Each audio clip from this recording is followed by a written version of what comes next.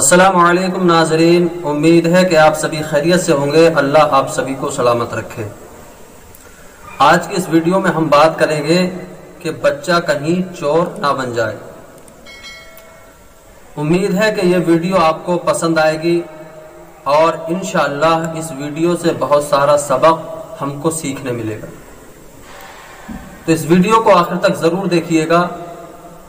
ایک صحابی رسول جن کا نام ابو دجانہ رضی اللہ تعالیٰ عنہ، ان کی ہر وقت یہی کوشش رہتی تھی کہ ہم نماز نبی صلی اللہ تعالیٰ علیہ وسلم کے ساتھ ادا کریں۔ حضرت ابو دجانہ رضی اللہ تعالیٰ عنہ فجر کی نماز کے لیے نبی صلی اللہ تعالیٰ علیہ وسلم کے پاس آتے تھے اور نماز مکمل ہونے سے پہلے مسجد سے باہر نکل جاتے تھے۔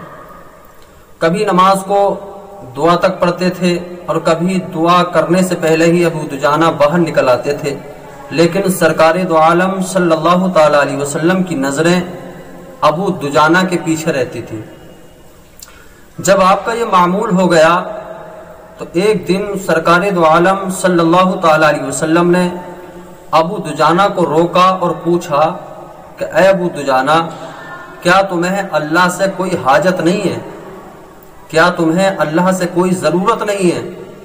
حضرت ابو دجانہ نے کہا، یا رسول اللہ، میں تو ہر لمحہ اللہ رب العزت کی یاد کو اپنے سینے میں بسائے رکھتا ہوں اور میری حاجتوں کو پورا کرنے والا پروردگار عالم ہے۔ تو حضور نے فرمایا، تو پھر تم کیوں مسجد میں نماز پڑھ کر بہت جلد نکل جاتے ہو اور اللہ کی بارگاہ میں دعا کیوں نہیں کرتے ہو؟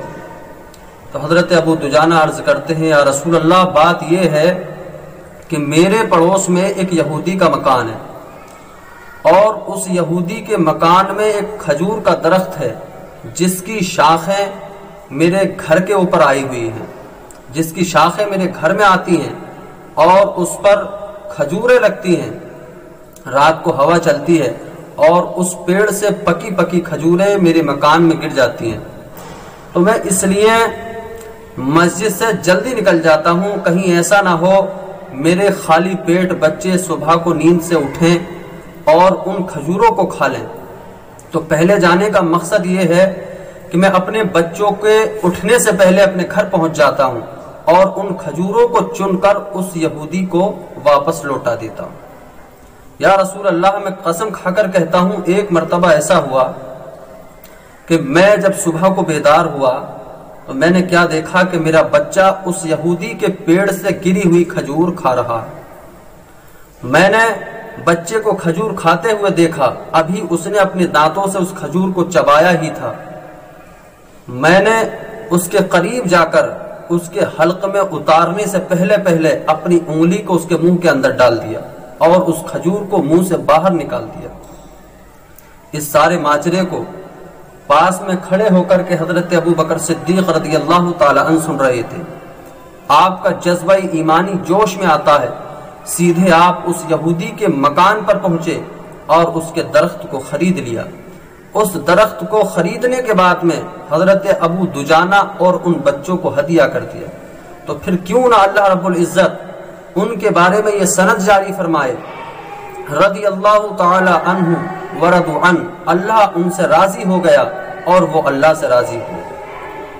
آج کا ہمارا معاشرہ کیا ہے اور ابو دجانہ کی کیا فکر تھی کہ حضرت ابو دجانہ کو یہ تھا کہ اگر میرے بچے اس یہودی کے پیڑ سے گری ہوئی کھجوریں کھا لیں گے تو کل میدان محشر میں پروردگار عالم کے سامنے میں بطور چور کھڑا ہوں گا اور اس وقت مجھے بڑی شرمندگی محسوس ہوگی۔ لیکن آج ہم مسلمان کہلاتے ہیں، اپنے دوسرے مسلمان بھائی کا حق ہر ناجائز طریقے سے کھانے کی کوشش کرتے ہیں اور کیا کیا کام انجام دیتے ہیں۔ ہمارا ضمیر تک ہماری گواہی نہیں دیتا، ہمارا ضمیر تک ہمیں ملامت نہیں کرتا۔ تو اے مسلمانوں، حضرت ابو دجانہ سے بچو کہ ان کا یہ نظریہ تھا کہ اگر یہودی کے درخت سے گری ہوئی کھجور بچے کھا لیں گے تو ان کھجوروں کو کھا کر بچے چور بن جائیں گے، لیکن ہم ہر ناجائز چیز کو جائز سمجھ کر کھاتے چلے جا رہے ہیں اور ذرہ برابر بھی احساس ہمارے دل پر نہیں آتا ہے۔ تو جب ہم اپنے رزق کو اچھا نہیں بنائیں گے، تو ہمارے بچے بھی اچھی پرورش نہیں پائیں گے، ہمارے بچے پھر ہمارے فرما بردار نہیں ہوں گے۔ اگر چیز چوری کی کھائیں گے تو بچے نافرمان پیدا ہوں گے۔